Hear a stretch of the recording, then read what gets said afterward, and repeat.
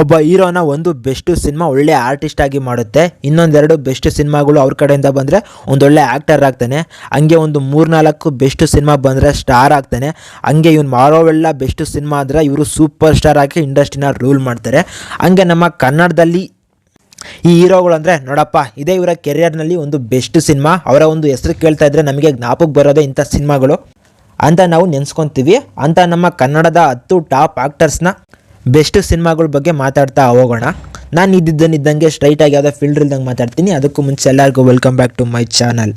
ಇಲ್ಲಿ ನಾನು ಆ್ಯಕ್ಟರ್ಸ್ನ ಯಾವುದೇ ಪ್ರಕಾರವಾಗೂ ಕೂಡ ರ್ಯಾಂಕಿಂಗಲ್ಲಿ ತೊಗೊತಾ ಇಲ್ಲ. ಅಂದರೆ ಇವರು ಫಸ್ಟ್ ಇರೋರು ಟಾಪ್ ಆ್ಯಕ್ಟರು, ಸೆಕೆಂಡ್ ಇರೋರು 10ನೇ ಪ್ಲೇಸಲ್ಲಿರೋ ಆ್ಯಕ್ಟರ್ಸ್ ಅಂತ ಏನಲ್ಲ. ಒಟ್ಟಿಗೆ ಟಾಪಲ್ಲಿರ್ತಕ್ಕಂಥ ರಾಜ್ಕುಮಾರ್ ಅವ್ರು ಮಾತ್ರ ಟಾಪೇ ಬಿಡಿ. ಅವ್ರು ಬಿಟ್ಟರೆ ಇನ್ನು ಮಿಕ್ದವರೆಲ್ಲರೂ ಕೂಡ ಒಂದಲ್ಲ ಒಂದು ಟೈಮಲ್ಲಿ ಇಂಡಸ್ಟ್ರಿನ ರೂಲ್ ಮಾಡಿದಂಥವ್ರು. ರಾಜ್ಕುಮಾರ್ ಅವರು ಬಿಡಿ, ಅವರು ಲೆಜೆಂಡು ನಮ್ಮ ಕನ್ನಡ ಇಂಡಸ್ಟ್ರಿನಲ್ಲಿ. ಯಾರೇ ಬರಲಿ ಯಾರೇ ಹೋಗಲಿ, ಅವರು ನಮ್ಮ ಕನ್ನಡ ಇಂಡಸ್ಟ್ರಿಗೆ ಕೊಟ್ಟಂಥ ಕೊಡುಗೆ ಏನಿದೆ ಅದು ತುಂಬ ಅಪಾರವಾದದ್ದು. ಅದೆಲ್ಲ ಬೇಡ, ಈಗ ಲಿಸ್ಟ್ನ ನೋಡ್ತಾ ಹೋಗೋಣ ಬನ್ನಿ. 10ನೇದಾಗಿ ನೋಡ್ತಾ ಬಂದರೆ ನಮ್ಮ ರಾಕಿಂಗ್ ಸ್ಟಾರ್ ಯಶ್ ಅವರು. ಇವರು ನಮ್ಮ ಕನ್ನಡ ಇಂಡಸ್ಟ್ರಿಗೆ ತುಂಬ ಬೆಸ್ಟ್ ಸಿನಿಮಾಗಳನ್ನ ಕೊಟ್ಟಿದ್ದಾರೆ. ಅಷ್ಟೆಲ್ಲ ಇವರೇ ನಮ್ಮ ಕನ್ನಡ ಇಂಡಸ್ಟ್ರಿಗೆ ಫಸ್ಟ್ 100 ಕೋಟಿ ಸಿನಿಮಾನ ಕೊಟ್ಟರು, 1000 ಕೋಟಿ ಸಿನಿಮಾನ ಕೂಡ ಇವರೇ ಕೊಟ್ಟರು. ಇವರ ಕೆರಿಯರಲ್ಲಿ ನಾವು ಮರಿದಲ್ಲೇ ಇರೋಕ್ಕಾಗದಿರ್ತಕ್ಕಂಥ ಸಿನಿಮಾಗಳು ಅಂದರೆ ಕಿರಾತಕ ಮತ್ತು ಗೂಗ್ಲಿ, ರಾಜಾಹುಲಿ, ರಾಮಾಚಾರಿ, ಡ್ರಾಮಾ, ಗಜಕೇಸರಿ ಮತ್ತು KGF ಮತ್ತು KGF 2. ಈ ಸಿನಿಮಾಗಳನ್ನ ಯಾರು ಕೂಡ ಮರೆಯೋದಿಲ್ಲ. ಇವರ ಒಂದು ಹೆಸರು ಕೇಳ್ತಾ ಇದ್ದರೆ ನಮಗೆ ಜ್ಞಾಪಕ ಬರೋದೇ ಈ ಒಂದು ಸಿನಿಮಾಗಳು. ಇನ್ನು 9ನೇದಾಗಿ ನೋಡ್ತಾ ಬಂದರೆ ನಮ್ಮ ಅಭಿನಯ ಚಕ್ರವರ್ತಿ ಕಿಚ್ಚ ಸುದೀಪ್ ಅವರು. ಇವರ ಒಂದು ಕೆರಿಯರ್ನಲ್ಲಿ ನಾವು ಮರೆದಲ್ಲೇ ಇದ್ದಿರೋಕ್ಕಾಗದಂಥ ಸಿನಿಮಾಗಳು ಅಂದರೆ ಸ್ವಾತಿ ಮುತ್ತು, ಮೈ ಆಟೋಗ್ರಾಫ್, ಜಸ್ಟ್ ಮಾತಲ್ಲಿ, ವೀರಮದಕರಿ, ಮಾಣಿಕ್ಯ, ಈಗ, ಕೋಟಿಗೊಬ್ಬ 2, ವಿಕ್ರಾಂತ್ ಋಣ, ಹೆಬ್ಬುಲಿ, ಹುಬ್ಬಳ್ಳಿ, ಬೇಜಾನ್ ಸಿನಿಮಾಗಳಿದ್ದಾವೆ. ಬಟ್ ಇವರ ಒಂದು ಹೆಸರನ್ನ ಕೇಳ್ತಾ ಇದ್ದರೆ ನಮಗೆ ತಟ್ಟನ್ನಂಗೆ ಜ್ಞಾಪಕ ಬರೋ ಸಿನಿಮಾಗಳಿವು. ಇನ್ನು 8ನೇದಾಗಿ ನೋಡ್ತಾ ಬಂದರೆ challenging star D boss Darshan ಅವರು. ಇವರು ಕೂಡ ನಮ್ಮ ಕನ್ನಡ ಇಂಡಸ್ಟ್ರಿನ ರೂಲ್ ಮಾಡಿರೋ ಆ್ಯಕ್ಟರ್ಸಲ್ಲಿ ಒನ್ ಆಫ್ ದಿ ಆ್ಯಕ್ಟರ್ ಅಂತ ಹೇಳಿದ್ರೆ ತಪ್ಪಾಗಲ್ಲ. ಇವರ ಒಂದು ಸಿನಿಮಾಗ್ರಫಿನ ನೋಡ್ತಾ ಬಂದರೆ ಒಂದಲ್ಲ ಒಂದು ಬೆಸ್ಟ್ ಸಿನಿಮಾಗಳು ಕೂಡ ಇದ್ದಾವೆ. ಇಲ್ಲಿ ಪ್ರತಿಯೊಬ್ಬ ಆ್ಯಕ್ಟರ್ಸ್ ಕೆರಿಯರಲ್ಲೂ ಕೂಡ ಒನ್ ಆಫ್ ದಿ ಬೆಸ್ಟ್ ಸಿನಿಮಾಗಳು ಒಂದಲ್ಲ ಎರಡಲ್ಲ ತುಂಬ ಇದ್ದಾವೆ. ಇನ್ನು ಇವರ ಒಂದು ಕೆರಿಯರಲ್ಲಿ ನೋಡ್ತಾ ಬಂದರೆ ಮೆಜೆಸ್ಟಿಕ್ಕು, ಕರಿಯ, ಅಯ್ಯ, ಕಲಾಸಿಪಾಳ್ಯ, ನವಗ್ರಹ, ಸಾರಥಿ, ಕ್ರಾಂತಿವೀರ ಸಂಗೊಳ್ಳಿ ರಾಯಣ್ಣ, ಐರಾವತ, ಕುರುಕ್ಷೇತ್ರ, ರೀಸೆಂಟಾಗಿ ಬಂದಂಥ ಕಾಟೇರ, ಇಂಥ ಎಲ್ಲ ಸಿನಿಮಾಗಳನ್ನೂ ಕೂಡ ನಾವು ಮರೆಯೋದೇ ಇಲ್ಲ. ಅದರಲ್ಲೂ ದರ್ಶನ್ ಅವರು ಅಂತ ಕೇಳಿ ಬಂದರೆ ಈ ಸಿನಿಮಾಗಳೇ ತಟ್ಟನ್ನಂಗೆ ನಮಗೆಲ್ಲ ಜ್ಞಾಪಕ ಬರೋದು. ಇನ್ನು 7ನೇದಾಗಿ ನೋಡ್ತಾ ಬಂದರೆ ನಮ್ಮ ಪವರ್ ಸ್ಟಾರ್ ಪುನೀತ್ ರಾಜ್ಕುಮಾರ್ ಅವರು. ಇವರು ಇಲ್ಲದೇ ಇರೋದು ನಮಗೊಂಥರ ಲಾಸೇ ಬಿಡಿ. ಬಟ್ ಇವರ ಕೆರಿಯರ್ ಸ್ಟಾರ್ಟ್ ಆದಾಗ 10ರಿಂದ 11 ಸಿನಿಮಾ ಕಂಟಿನ್ಯೂಸ್ ಆಗಿ ಸೂಪರ್ ಹಿಟ್ ಆಗ್ತಾ ಬಂದವು. ಅಷ್ಟೆಲ್ಲ ಪುನೀತ್ ರಾಜ್ಕುಮಾರ್ ಅಂದರೆ ಅವರ ಕೆರಿಯರ್ನಲ್ಲಿ ಒನ್ ಆಫ್ ದಿ ಬೆಸ್ಟ್ ಸಿನಿಮಾಗಳಿದ್ದಾವೆ. ಅವುಗಳನ್ನ ನೋಡ್ತಾ ಹೋಗೋಣ ಬನ್ನಿ. ಅಪ್ಪು, ಮಿಲನ, ರಾಜ್ ದಿ ಶೋಮ್ಯಾನು, ಪರಮಾತ್ಮ, ಜಾಕಿ, ರಾಜಕುಮಾರ, ಯುವರತ್ನ, ಮೈತ್ರಿ, ಇನ್ನೂ ಬೇಜಾನ್ ಸಿನಿಮಾಗಳಿದ್ದಾವೆ.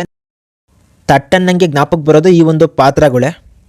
ಎಷ್ಟೇ ಆಗಲಿ ಪುನೀತ್ ರಾಜ್ಕುಮಾರ್ ಅವ್ರನ್ನ ನಮ್ಮ ಕನ್ನಡ ಆಡಿಯನ್ಸ್ ಮರೆಯೋದು ತುಂಬ ಕಷ್ಟ. ಯಾವಾಗಲೇ ಜ್ಞಾಪಿಸ್ಕೊಂಡ್ರೂ ಕೂಡ ಅವರ ಒಂದು ನಗು ಮುಖ ಎಲ್ಲರಲ್ಲೂ ಕೂಡ ಕಾಣುತ್ತೆ. We miss you. ನಮ್ಮ ಕನ್ನಡ ಇಂಡಸ್ಟ್ರಿನೂ ಕೂಡ ಇವ್ರನ್ನ ತುಂಬ ಮಿಸ್ ಮಾಡಿಕೊಳ್ಳುತ್ತೆ. ಇರಲಿ, ಅವ್ರು ಯಾವತ್ತಿದ್ರೂ ಅಮರರೇ. ಇನ್ನು 6ನೇದಾಗಿ ನೋಡ್ತಾ ಬಂದರೆ ನಮ್ಮ ಆ್ಯಕ್ಟ್ರಿಕ್ ಹೀರೋ ಶಿವರಾಜ್ ಕುಮಾರ್ ಅವರು. ಶಿವರಾಜ್ ಕುಮಾರ್ ಅವರು 90ಸಿಂದ ಇಲ್ಲಿವರೆಗೂ ಕೂಡ ಅವರ ಒಂದು ಸ್ಟಾರ್ಡಮ್ನ ಈ ಏಜಲ್ಲೂ ಕೂಡ ಸಿಕ್ಕಾಪಟ್ಟೆ ದೊಡ್ಡದಾಗಿ ಮೇಂಟೈನ್ ಮಾಡ್ತಾ ಇದ್ದಾರೆ.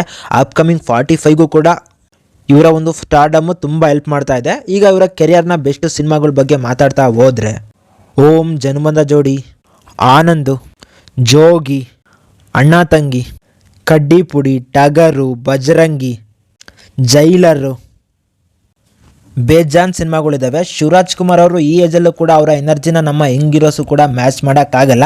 ಅವರ ಒಂದು ಸೇವೆನೂ ಕೂಡ ನಮ್ಮ ಕನ್ನಡ ಇಂಡಸ್ಟ್ರಿಗೆ ಇದೇ ಥರ ಇರಲಿ ಅಂತ ಹೇಳೋಣ.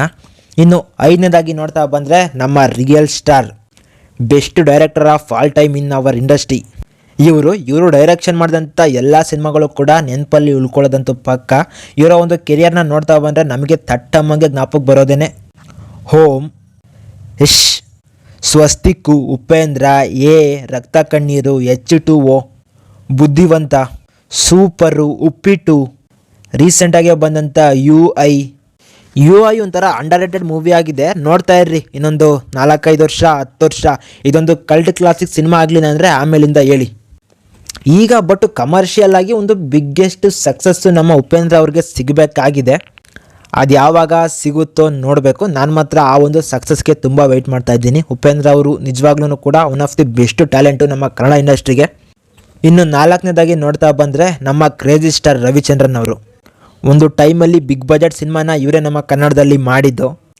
ಇವರ ಒಂದು ಕೆರಿಯರ್ನಲ್ಲಿ ಬೆಸ್ಟ್ ಸಿನಿಮಾಗಳಿದ್ದಾವೆ, ಬಟ್ ಇವರು ಅಪ್ಡೇಟೆಡ್ ಆಗದಿಲ್ಲದ್ದು ಈಗ ಸ್ವಲ್ಪ ಅವ್ರಿಗೆ ಮೈನಸ್ ಆಗಿದೆ. ಬಟ್ ಮರೆಯೋಕ್ಕೆ ಆಗದಿಲ್ದೇ ಇರೋ ಸಿನಿಮಾ ಯಾವುವು ಅಂತ ನೋಡ್ತಾ ಬಂದರೆ ಪ್ರೇಮಲೋಕ. ಇವರ ಹೆಸರು ಕೇಳಿದ ತಕ್ಷಣ ನಮಗೆ ಜ್ಞಾಪಕ ಬರೋ ಮೊದಲನೇ ಸಿನಿಮಾ ಇದು. ಪ್ರೇಮಲೋಕ, ರಣಧೀರ, ಕ್ರೇಜಿ ಲೋಕ, ಕನಸುಗಾರ, ಮಲ್ಲ, ಹಳ್ಳಿ ಮೇಷ್ಟ್ರು, ರವಿಶಾಸ್ತ್ರಿ, ದೃಶ್ಯ, ನಾನು ನನ್ನ ಹೆಂಡ್ತಿ, ಬೇಜಾನ್ ಸಿನಿಮಾಗಳು ಇರ್ತವೆ. ಮತ್ತು ಇವರ ಸಿನಿಮಾದಲ್ಲಿರೋ ಸಾಂಗ್ಗಳು ಮಾತ್ರ ಈಗಲೂ ಕೂಡ ಕಲ್ಟ್ ಕ್ಲಾಸಿಕ್ ಸಾಂಗ್ಗಳು ಅಂತ ಹೇಳಿದ್ರೆ ತಪ್ಪಾಗಲ್ಲ. ಇನ್ನು 3ನೇದಾಗಿ ನೋಡ್ತಾ ಬಂದರೆ ನಮ್ಮ ರೆಬಲ್ ಸ್ಟಾರ್ ಅಂಬರೀಷ್ ಅವರು. ಅಂಬರೀಷ್ ಅವರ ಕೆರಿಯರ್ನಲ್ಲಿ ತುಂಬ ಬೆಸ್ಟು ಪಾತ್ರಗಳನ್ನ ಮಾಡಿದ್ದಾರೆ. ಅಂಬರೀಷ್ ಅವರ ಕೆರಿಯರ್ನಲ್ಲೇ one of the best cinema ಅಂದರೆ ಅಂತ ಆ ಒಂದು ಕನ್ವರ್ಲಾಲ್ ಕ್ಯಾರೆಕ್ಟರ್ ನಮ್ಮ ಹತ್ರ ಯಾರೋ ಮರೆಯೋದಿಲ್ಲ. ಹಂಗೆ ಮಂಡ್ಯದ ಗಂಡು, ಹಂಗೆ ನಾಗರಾವ್ನಲ್ಲಿ ಮಾಡಿದಂಥ ಜಲೀಲ್ ಕ್ಯಾರೆಕ್ಟ್ರೇ ಆಗಿರ್ಬೋದು, ಯಾರೂ ಮರೆಯೋದಿಲ್ಲ. ಹಂಗೆ ಶಂಕರ್ ನಾಗ್ ಅವ್ರ ಜೊತೆ ಮಾಡಿದಂಥ ಭರ್ಜರಿ ಬೇಟೆ, ಚಕ್ರವ್ಯೂಹ, ವಿಷ್ಣುವರ್ಧನ್ ಅವರ ಜೊತೆ ಮಾಡಿದಂಥ ದಿಗ್ಗಜರು, ಹಾಗೆ ನಮ್ಮ ರಾಜ್ಕುಮಾರ್ ಅವ್ರ ಜೊತೆ ಮಾಡಿದಂಥ ಒಡ ಹುಟ್ಟಿದವರು, ಹಬ್ಬ, ಈ ಎಲ್ಲ ಸಿನಿಮಾಗಳನ್ನ ನಾವು ಯಾರೂ ಮರೆಯೋದಿಲ್ಲ. ಇನ್ನು 2ನೇದಾಗಿ ನೋಡ್ತಾ ಬಂದರೆ ನಮ್ಮ ದಾದಾ ಸಾಹಸ ಸಿಂಹ ವಿಷ್ಣುವರ್ಧನ್. ಇವರು ನಮ್ಮ ಕನ್ನಡ ಇಂಡಸ್ಟ್ರಿನಲ್ಲಿ one of the best and top actor ಅಂತ ಹೇಳಿದ್ರೆ ತಪ್ಪಾಗಲ್ಲ. ಇವರ ಕೆರಿಯರ್ನ ಬೆಸ್ಟ್ ಸಿನಿಮಾಗಳ ಬಗ್ಗೆ ಮಾತಾಡ್ತಾ ಬಂದರೆ ಅವರ ನಾಗರಾವು ಸಿನಿಮಾ ಇವತ್ತಿಗೂ ಕೂಡ ಯಾರು ಮರಿದಲೇ ಇರಬೇಕಾಗ್ತಕ್ಕಂಥ ಮೂವಿ ಅದು. ಅವರ ನಾಗರಾವು ಸಿನಿಮಾನ ಇವತ್ತಿಗೂ ಕೂಡ ಯಾರೂ ಮರೆಯೋದಿಲ್ಲ. ಇದರಲ್ಲಿರೋ ಸಾಂಗೇ ಆಗಿರ್ಬೋದು, ಅವರ ಒಂದು ಆ್ಯಂಗ್ರಿ ಯಂಗ್ ಮ್ಯಾನರಿಸಮ್ಮೇ ಆಗಿರ್ಬೋದು, ನಮ್ಮ ಕನ್ನಡದ ಆಡಿಯನ್ಸಲ್ಲಿ ಇವತ್ತಿಗೂ ಕೂಡ ಉಳ್ಕೊಂಡಿರುತ್ತೆ, ಮುಂದೂ ಕೂಡ ಉಳ್ಕೊಳ್ಳುತ್ತೆ. ಅಷ್ಟೇ ಅಲ್ಲ, ಸಾಹಸ ಸಿಂಹ ಆಗಿರ್ಬೋದು, ಬಂಧನ ಆಗಿರ್ಬೋದು, ಹೃದಯ ಆಡಿತು, ಜೀವನ ಜ್ಯೋತಿ, ಕೋಟಿಗೊಬ್ಬ, ಸೂರ್ಯವಂಶ, ಯಜಮಾನ, ಆಪ್ತರಕ್ಷಕ, ಆಪ್ತ ಮಿತ್ರ, ದಿಗ್ಗಜರು, ಬಳ್ಳಾರಿ ನಾಗ, ಹೃದಯವಂತ, ಕದಂಬ. ನಮ್ಮ ವಿಷ್ಣುವರ್ಧನ್ ಅವರ ಕೆರಿಯರ್ನ one of the best greatness ಏನು ಅಂತ ಹೇಳಿದ್ರೆ ಇವತ್ತು ಕೂಡ ಆ ಪಾತ್ರನ ನಮ್ಮ ಆಡಿಯನ್ಸು ಕಣ್ಣು ಮಿಟುಕಿಸ್ದಂಗೆ ನೋಡ್ತಾರೆ.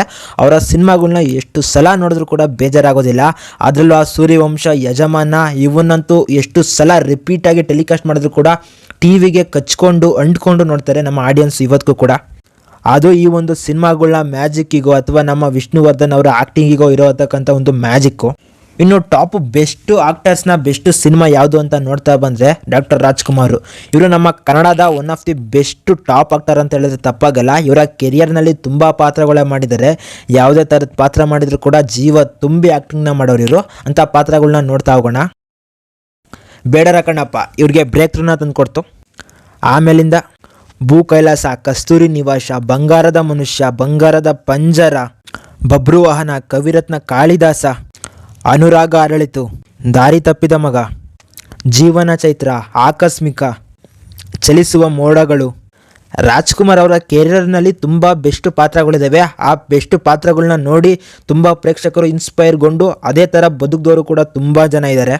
ಒಟ್ಟಿನಲ್ಲಿ ಎಲ್ಲರಿಗಿಂತ ಜಾಸ್ತಿ ಟೈಮು ಅಂದರೆ ಒಂದು 30-40 ವರ್ಷ ಒಂಡನ್ನೊಂಡ್ಲಿ ಟಾಪ್ ಆಕ್ಟರ್ ಆಗಿ ಮೆರೆದಂಥವ್ರು ನಮ್ಮ ರಾಜ್ಕುಮಾರ್ ಅವರು ನಮ್ಮ ಕನ್ನಡ ಇಂಡಸ್ಟ್ರಿಗೆ. ಈಗಲೂ ಕೂಡ ಅವರ ಒಂದು ಲೆಗಸಿನ ಮ್ಯಾಚ್ ಮಾಡ್ತಕ್ಕಂಥ ಆ್ಯಕ್ಟರ್ಸು ಇಲ್ಲ, ಮುಂದಕ್ಕೂ ಕೂಡ ಬರೋದು ಡೌಟೇನೆ.